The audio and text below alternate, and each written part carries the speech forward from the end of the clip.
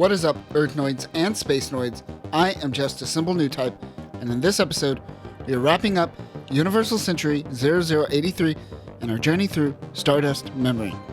In our last episode, Ko got the upgraded GP01 full burn-in, and EFF carried out the naval review. Ko chases Gato, but he is already at Kompe Island and ready to fire the nuke. Let's not waste any time and get straight into this. For the rebirth of the ideals of Zeon, for the success of Operation Stardust, Solomon, I have returned. Anavel Gato proclaims these words as he shoots the MK-82 nuke. An insurmountable light source is seen from space. Ko quickly heads towards the light to chase down Gato. He was too slow. The radio is jammed with nothing but chaos. The Birmingham-class ships are more or less gone. In fact, 2/3 of the Federation fleet was destroyed during this incident. Xenopus takes command and heads toward Kompe Island. After firing the nuke, it seems the GP02's left arm is not working properly. Suddenly, Ko in the full burn-in comes in hot with Vulcans. They engage in battle. Ko struggles to get a lock. Gato throws his beam saber to distract Ko, and it works. The GP02 sneaks up behind Ko. He is barely able to react in time to defend himself. Back at Kompe Island, they are informed of the loss of the troops and are told that the Albion is coming to help. These men are a part of Colony's faction, as they don't want any help from the Albion. While fighting, Ko and Gato go to a private channel to communicate. Gato is self-righteous towards Ko. Ko notices during the fight that his left arm isn't moving. He uses this to his advantage. Gato turns up his beam saber's power output and does damage to the GP01. Ko turns on his thrusters and burns the GP02. Both are severely damaged. Keith comes to assist Ko, while Doms come to help Gato. Both units are about to blow. They get out and look each other in the eyes. Gato tells Ko he will never forget him. He jetpacks towards the Doms, while Keith comes in and grabs Ko. On the Albion, Nina Purpleton is upset that both the GP01 and the GP02 are destroyed. At the Colony Restoration Program, Chima intervenes in the transfer of a colony. They destroy a Colony Public Corporation security ship and take control. Gems, a part of the Lineback 1 Corps, are looking for the lost patrol vessel. They run into Chima fleet with 2 colonies. The Chima fleet begins their attack on the 2 colonies to remove the colony's mirrors. Xenopus decides to support Admiral Cohen and head to Levian Rose, an orbital manufacturing plant ran by Anaheim Electronics. This plant happens to be home of the GP03. There is a 3rd unit. Xenopus is informed of the colony jack and that the mirrors were broken off the colony. Nina realizes this will allow the 2 colonies to collide into one another, which will deflect one towards the moon. Delaz meets up with the Chima fleet. They begin resupplying ships. The Axis Advance Fleet chooses to be neutral during Operation Stardust. This allows for the Zeon remnants to live on and to blame this operation as a rogue act of terrorism. The fact that the Axis Advance Fleet are allowed to live on by EFF is mind-blowing. However, the Advance Fleet does give Anavel Gato a parting gift of the Neue Ziel. The AMX-002 Neue Ziel prototype mobile armor is superior to most mobile armors that came out during the 1-year war. This was created by Axis Zeon and is highly maneuverable for how big it is. It has a mega particle cannon, missile launchers, a mega cannon, and claw arms. It also has an eye field generator. An eye field reflects all mega particles used in beam weapons, making them effectively useless. When Minovsky particles are released into the air or into open space, the positive and negative particles spontaneously align themselves into 3-dimensional cubic lattice. Due to the repulsive and electrostatic forces between the Minovsky particles, the lattice functions as a kind of force field, which is referred to as an eye field. The Albion docks with Levian Rose. Keith and Ko wonder what the GP03 is like. The crew meet with Lieutenant Commander Nakaha Nakato of the 401st Security Company. He informs the Albion crew that they are reassigned to guard the Levian Rose and the GP03 unit while the Kombe Island Pursuit Fleet track down the rogue colonies. Admiral Cohen also has been taken off the Gundam development project for losing the GPO-2 and getting the fleet destroyed during the naval review. It seems that the Albion crew has no allies within the Earth Federation forces anymore. Xenopus, Ko, and Nina meet with the director of the GPO-3 program, Lucetta. She wants Ko to be the test pilot for the GPO-3, but Captain Nakoto won't allow it currently. It seems since the loss of Cohen, the development program is shut down indefinitely, and that means the GPO-3 can't be tested. Lucetta, of course, doesn't agree with this. Lucetta shows Ko schematics on the GPO-3. The pursuit fleet runs into Chima. However, the colony is picking up speed from the gravitational pull of the moon, and the fleet loses fuel. Chima has Von Braun's lasers activate the colony's thrusters. It doesn't hit the moon, but rather swings around and makes its way towards Earth. It is the 1-year war all over again. Lucetta and Ko sneak on board the Levian Rose to get in the GPO-3, but Captain Nakoto and his men stop him. Nakoto shoots at Ko, but Lucetta blocks the bullets with her body. Suddenly, Xenopus and the Albion crew help out Ko and take control of the Levian Rose. He arrests Captain Nakoto. Nina comes to help Lucetta. She tells her that she knew that she had an affair with Gato 3 years ago. She tells Nina to take care of the GPO-3 before dying in her arms. Ko gets in the GPO-3. The GPO-3 is made up of 2 parts. The RX-78GP03S Gundam Stamen is the core suit that can be attached to the Dendrobium. It was designed to have a core block system, but this version opted out of having it because of the unique 360-degree panoramic cockpit. It has a beam saber, beam rifle, folding bazooka, hyper bazooka, and folding shield. The RX-78GP03 Gundam Dendrobium is one of the other parts of the mobile suit, and sought to combine the versatility of a mobile suit with the heavy firepower of a mobile armor. It has a mega beam cannon, a claw arm, large beam saber, missile pods, a folding bazooka, and a shield. Like the Neue Ziel, the Dendrobium contains an eye field. Back at the colony, Gato is doing massive damage with the Neue Ziel. Gato finds an unknown mobile suit on the battlefield. It is the GPO-3 and Ko. November 12th, UC 0083. The GPO-3 takes out bombs and Zaku's left and right. Admiral Cohen is observing from Earth. His men tells him that they have 9 hours before the colony reaches the point of no return. The Zeon remnants retreat, all but Gato, who comes out from hiding in the rubble. They engage in battle.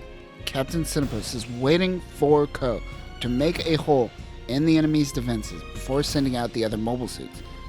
Everyone is on standby. Ko is able to get past the Neue Ziel's eye field and get a hit. The other Albion mobile suits launch. Keith tells Ko to go and resupply. Meanwhile, at the front of the pack is Delaz. Chima comes on board Delaz's ship and kills Delaz's men. They keep Delaz alive. The enemy doesn't retreat, however, and continue their assault on the Albion. Ko decides to launch the Stamen without the Dendrobium. Commodore Hyman takes Admiral Cohen away after Cohen tries to convince him to take the colony drop seriously. We are seeing an absurd level of incompetence on EFF's side. 3 hours remain till the point of no return. Captain Xenopus offers Nina the opportunity to leave the ship. She says she will remain till the very end. The fleet engages with Zeon remnants. Ko is attached to the Dendrobium once again. He takes out a Musai. Monsha runs into a Drak. It takes out his arm. Gato destroys Ko's eye field. The GPO-3 rushes to make it to the colony, but like chasing the GPO-2, Ko is too late. The colony has reached a point of no return. It will hit Earth, but there is still a chance that they can at least prevent it from hitting Jabura. Meanwhile, EFF has deployed the Solar System 2.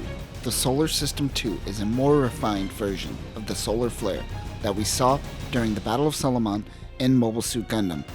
The control system of the Solar System 2 is on board a modified Columbus Kai-class ship. The commander of the Solar System is Bask Ohm, a brutal member of EFF that vastly despises Spacenoid. Gato finds out that Chima has Gato as a hostage. Chima clearly has no loyalties and is willing to give Delaz up to EFF. Delaz tells Gato to carry out the plan no matter what. Chima shoots Delaz. Enraged, Gato crushes the bridge of the Guadin. Chima quickly rushes to the hangar to grab a mobile suit before the Guadin is completely destroyed. The Neue Ziel approaches the solar system. Chima escapes in the Gerbera Tetra. The AGX-04 Gerbera Tetra is a product of Zeon loyalty and a failed Gundam development project.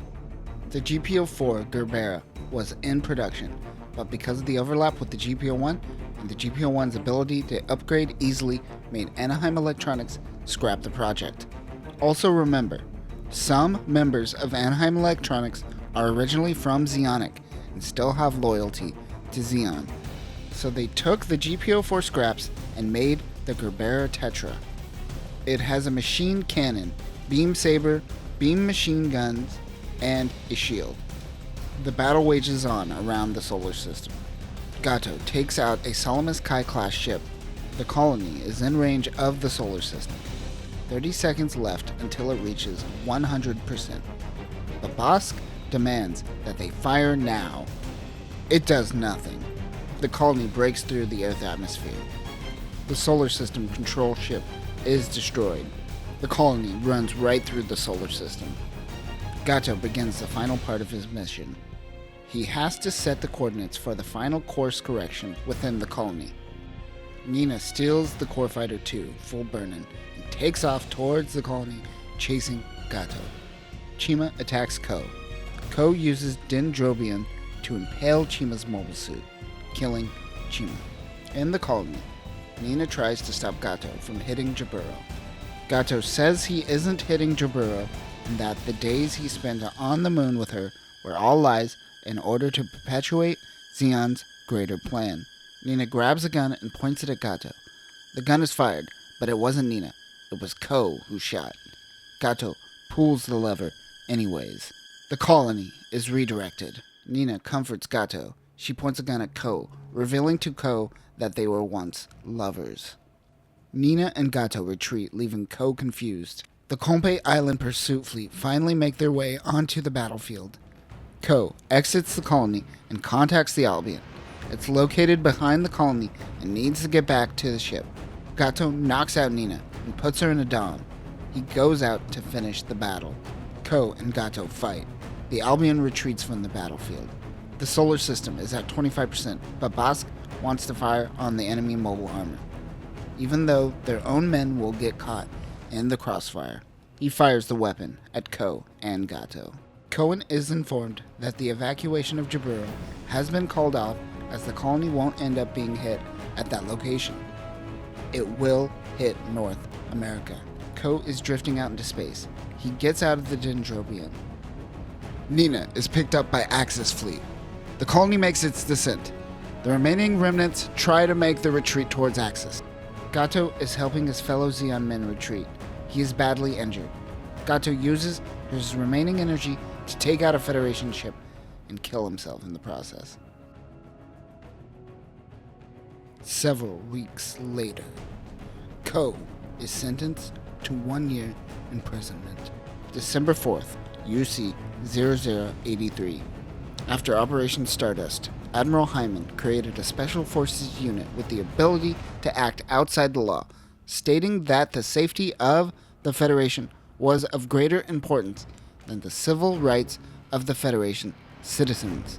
The Special Forces team will come to be known as the Titans. The first members of the Titans consisted of the Albion crew. March 10th, UC 0084. All data regarding the Gundam development project under Admiral Cohen has been deleted. The GP01, the GP02, and the GP03 all erased. Because these files were deleted, Ko's charges were eventually dropped. Ko is back on Earth at North America Oakley Base. A Gelgu commander type approaches the base. It is Keith. In a jeep close by are Nina and Mora. Nina smiles at Ko. That concludes Stardust Memory. But what exactly was Operation Stardust? We see most of the beats played out throughout the series, but certainly everything wasn't answered. Let's break it down step by step. Step 1. Steal the GP02 along with the Mk-82 nuclear weapon. We see this play out in the first 4 episodes. Step 2. The GP02 fires the nuclear weapon at Konpei Island during the EFF Naval Review. We saw this play out in episode 9 as Gato destroyed a lot of the Birmingham-class ships and most of the EFF fleet. Step 3. Steal 2 colonies. Once Step 2 was carried out by Gato, Chima took 2 colonies from the colony restoration program. Step 4. Lure EFF's remaining fleet from Konpei Island towards Von Braun on the moon. This will waste EFF's fuel and won't be able to stop Zeon from finishing the next step. Step 5. Use the moon's orbit to circle the moon and head directly towards Earth. Now here are some things. There was never any evidence that the target was Jaburo. EFF just made that assumption, which shows the amount of ego and incompetence. However, it lands in North America. Now why is this? Most likely because that is where most of the world's food supply is located. All that precious corn is now decimated. Admiral Cohen was thrown to the wayside as Hyman and Bosk gained more control within EFF. So what happened to Admiral Cohen? There is nothing moving forward about his existence. Some speculate that Hyman may have had him killed, but I imagine he was discharged and erased from EFF databases. We also don't know exactly what Ko was charged for. I assume he had a record for initially getting into the GP01 without direct orders, so once Ko got into the GP03 without direct orders, that was all the evidence EFF needed. What about the heads of EFF like Colony, Bosk, and Hyman, and others who continue to instill their own will within Earth's realm? Is it all authoritarianism being pushed, or is there some incompetence at play? Based on the future of the Titans, I believe it is the latter. It should also be noted that Admiral Wyatt was in direct communication with the Chima fleet, so it is very possible for this to be foul play orchestrated by both sides. But I will leave that conspiracy theory for a separate video. That will do it for our journey through Operation Stardust in Universal Century 0083. Overall, I am lukewarm on this one. I love the GP Gundams and the rivalry between Ko and Gato, which works really well. But having Nina be a lover to Gato and only really telling the audience about it right at the end feels really rushed. Also, Nina didn't seem to suffer for her actions for helping Gato. I think it would be an interesting dynamic to see Nina stay on the Axis ship and defect to what will become Neo Zeon in the future, while still keeping her feelings for Ko genuine. It plays more like the antithesis of what we saw with Aina and Shiro in the 8th MS team. But I don't write anime, and I still enjoyed the ride. And we get to see how the Titans are started, which is really cool. We see a great deal of incompetence from the Earth Federation forces. It is also sad that the incompetent people in charge go on to create the Titans, which will soon shift from incompetence to extreme authoritarianism. That will do it for this episode. Remember, if your new lover is fighting your old lover on 2 opposing sides of a war, maybe keep it to yourself. Peace.